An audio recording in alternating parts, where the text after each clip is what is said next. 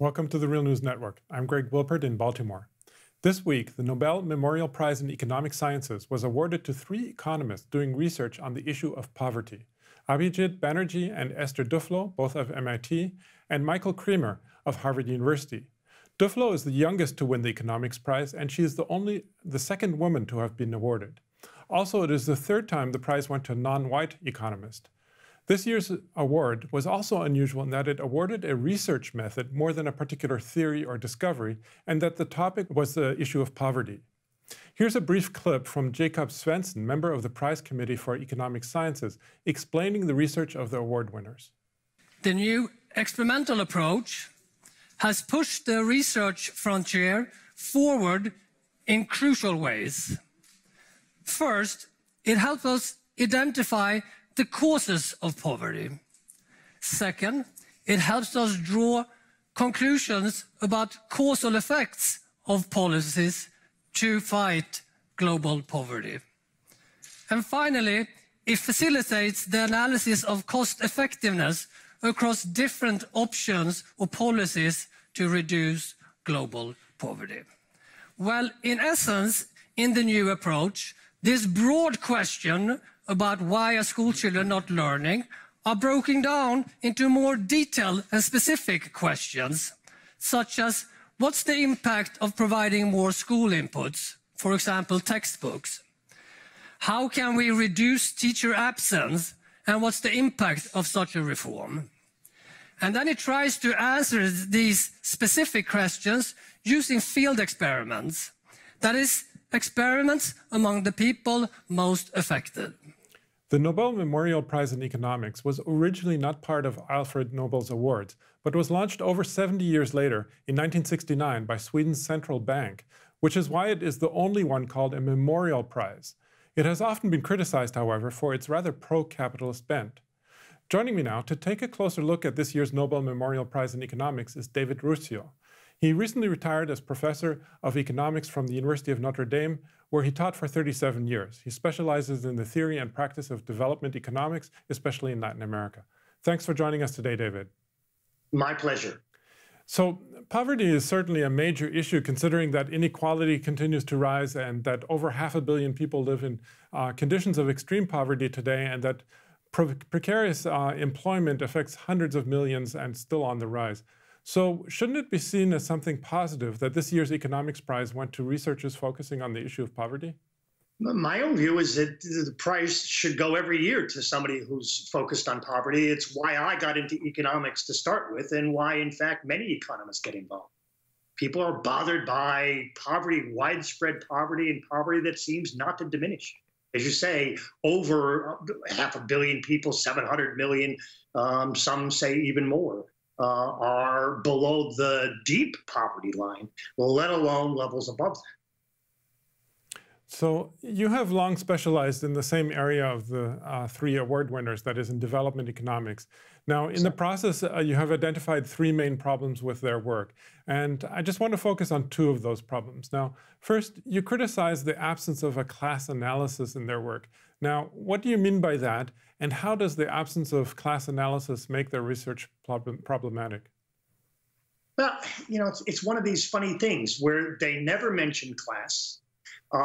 They not only Duflo, Banerjee, and Kremer, but many development economists working in this same tradition. They're concerned about poor people. So, class is there kind of in the background, lurking in the background, haunting their work, but they never explicitly mention it. They never explicitly theorize it.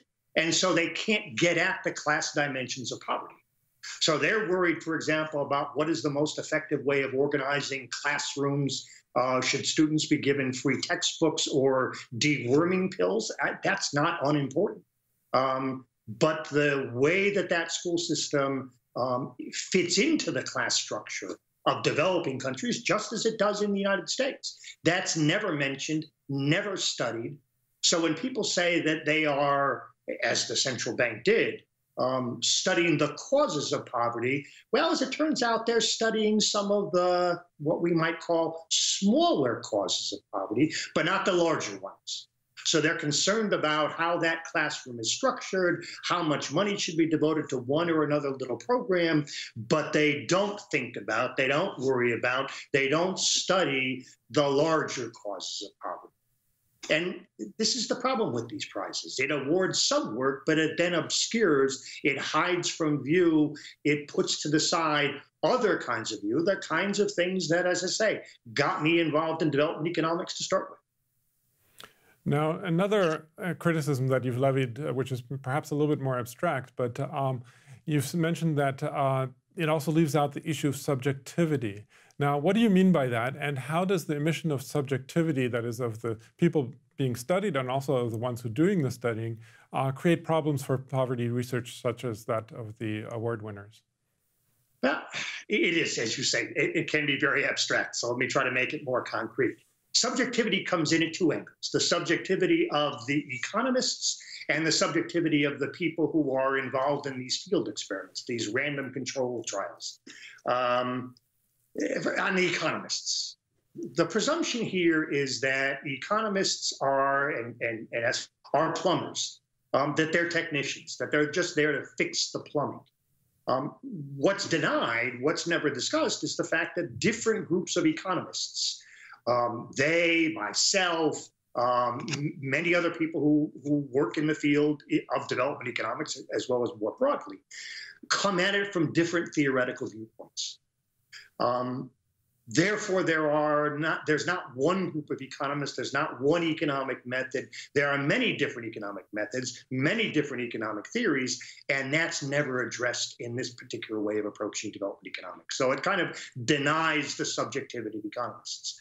Development economics, for me, was always interesting precisely because it was the area in which mainstream economics was most criticized, in which alternatives to mainstream economics were most developed, and in which economists were in constant communication with people in other fields, in anthropology and sociology and history and so on. That all goes out the window in this approach. So it denies a kind of broader, more interesting subjectivity on the part of economists, right? They're supposed to be plumbers, not theoreticians, not scholars, not thinkers. Then there's the subjectivity of the people in these studies. The presumption, this is why I refer to this year's Nobel Prize as a kind of a revenge of neoclassical economics.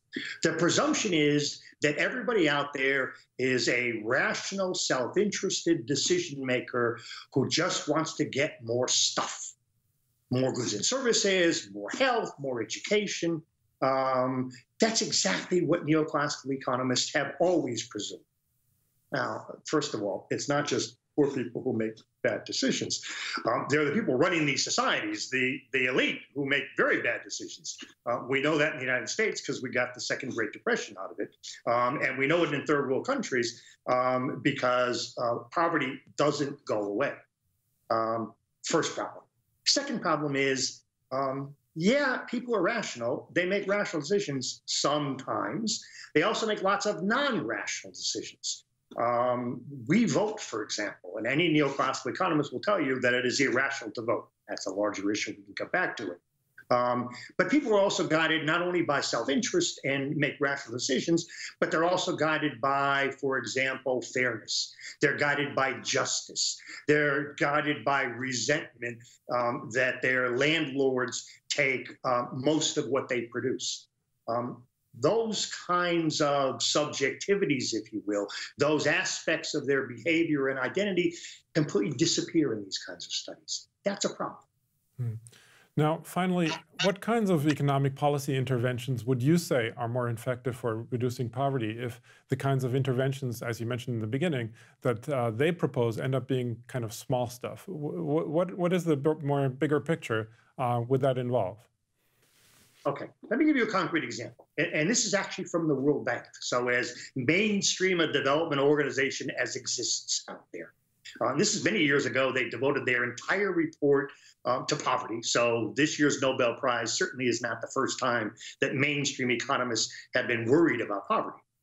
What was fascinating about the report, it was a tiny little section in the report in the third world. One was increasing education, and the other was changing land tenure systems, agrarian reform, if you will, giving poor people more land, more rights to land, so that they could farm. The report, the study, this part of the report conclusively suggested that changing land tenure systems after 10 years had much more to do with alleviating poverty than increasing education levels. And then there was a little footnote. But we can't change land tenure systems because that's politically unviable, so we'll focus on education. My point. We're not in the service of placating the powers that be. Our job is to find the root causes of poverty. In many cases, that means changing land tenure systems. In many cases, that means making work much less insecure. In many cases, that means involving workers in the enterprises where they work, giving them some say through unions or co-ownership or worker cooperatives. That means changing international trade and financial patterns. Those are not an exhaustive list, but those are some of the, quote, big issues that have to do with the existence of widespread poverty, the continued existence of widespread poverty in third world countries, exactly the kinds of countries where Banerjee, Duclos, and Kramer have been doing their work, and they're never addressed in this framework. Mm. My own view, not to be too cute about it, would be that I would give them and their co-researchers lots of money to do these kinds of studies, and then I would give them even more money not to do anything with it, to broaden their perspective, to ask questions, and then we might come around to actually solving the problem of poverty. Okay, we're going to have to conclude there. I'm speaking to David Ruccio, Professor Emeritus of Economics and from the University of Notre Dame. Thanks again, David, for having joined us today. Thank you. And thank you for joining the Real News Network. Thanks a lot for watching. Appreciate it. But do us one more solemn favor. Hit the subscribe button below. You know you want to. Stay up on the videos.